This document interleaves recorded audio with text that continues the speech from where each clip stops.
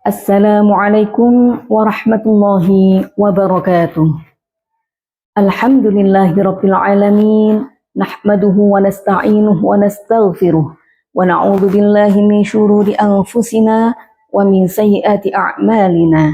May yahdihillahu fala mudhillalah wa may yudlil fala hadiyalah. Asyhadu an la ilaha illallah wahdahu la syarikalah. Wa asyhadu anna Muhammadan abduhu wa rasuluh la nabiyya ba'dah. Ibu-ibu anggota Dharma Wanita Persatuan Kantor Kementerian Agama Kota Mojokerto serta pemirsa dimanapun berada yang dirahmati Allah Subhanahu wa Ta'ala.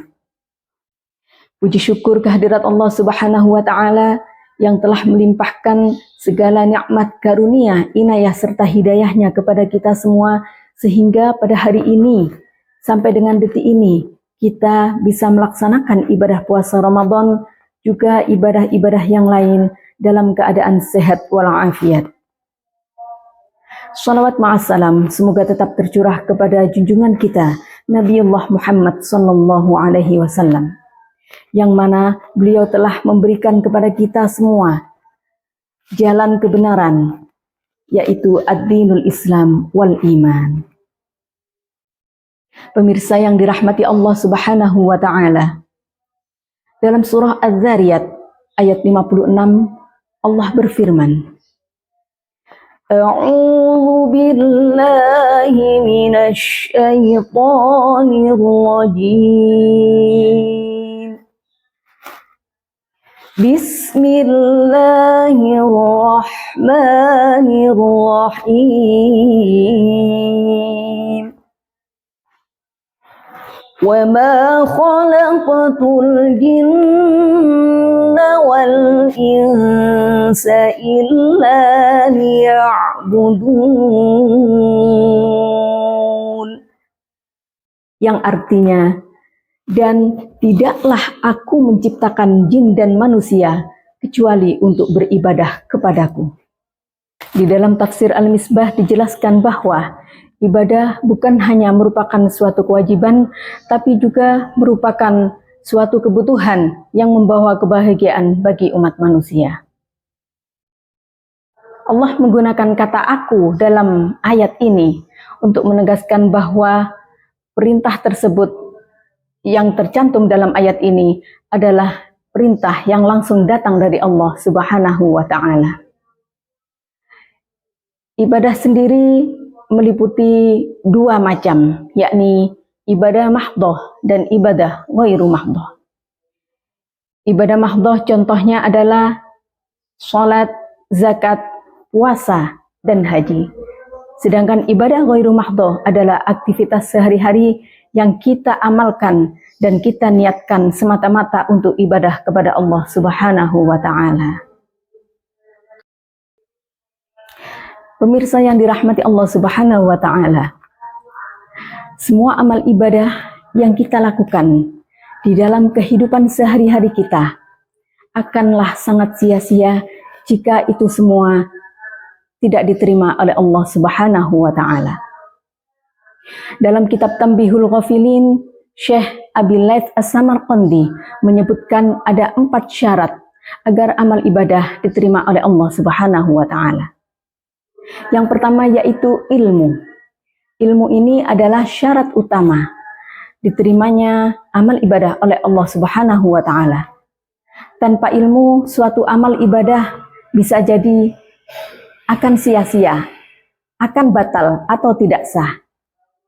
Namun jika diiringi dengan ilmu, insya Allah amal ibadah akan bisa dilakukan dengan baik dan sempurna, dan akan berakhir diterima oleh Allah Subhanahu wa Ta'ala.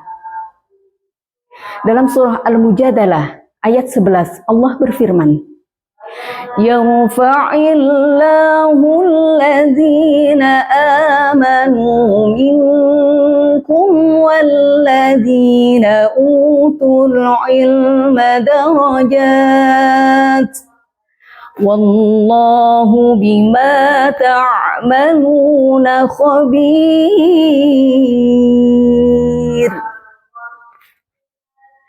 Allah akan mengangkat derajat bagi orang-orang yang beriman di antara kamu dan orang-orang yang berilmu. Dan Allah Maha teliti atas apa yang kamu kerjakan. Rasulullah Shallallahu Alaihi Wasallam juga bersabda, "Fadlul alimi 'alal 'abidi, kafatril qamari lailatal badri 'ala sairil kawakibi."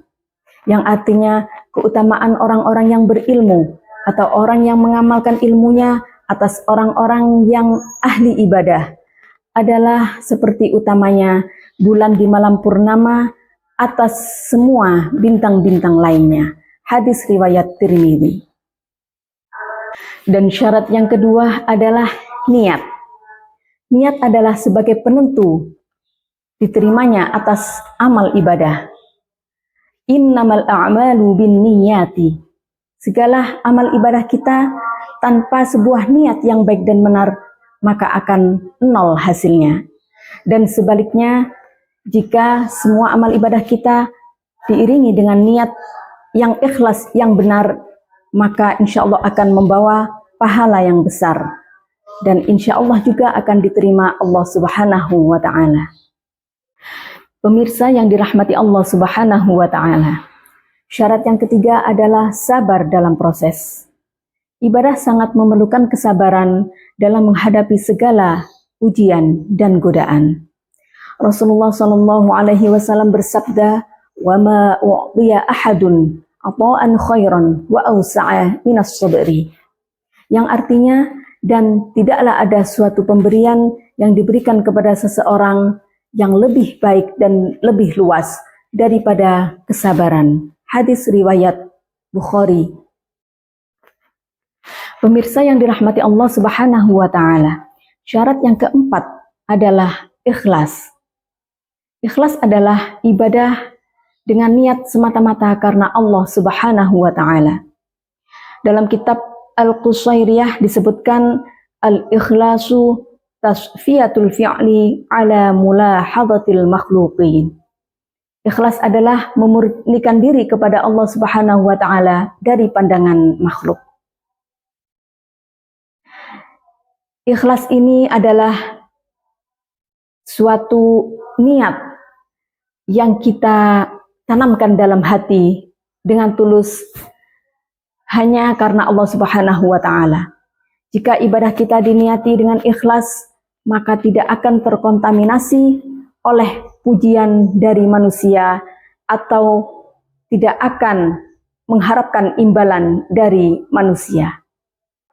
Pemirsa yang dirahmati Allah Subhanahu wa Ta'ala, dalam melaksanakan ibadah, jika kita mengiringi dengan 4 syarat tadi yang disebutkan oleh Syekh Abi Laits As-Samarqandi dalam kitab Tanbihul Ghafilin, yaitu yang pertama ilmu, yang kedua niat, yang ketiga sabar, dan yang keempat ikhlas, insya Allah ibadah kita akan sempurna, ibadah kita akan diterima oleh Allah Subhanahu wa Ta'ala. Semoga kita semua selalu bisa melaksanakan ibadah, baik ibadah mahdhah atau ghairu mahdhah, dalam kehidupan sehari-hari dengan diiringi 4 poin tersebut. Dan mudah-mudahan Allah Subhanahu wa Ta'ala memberikan kebaikan kepada kita semua, dan mudah-mudahan Allah Subhanahu wa Ta'ala menerima segala amal ibadah kita. Demikian sekelumit yang dapat kami sampaikan, mudah-mudahan bermanfaat bagi kita semua. Wabillahi taufiq wal hidayah. Assalamualaikum warahmatullahi wabarakatuh.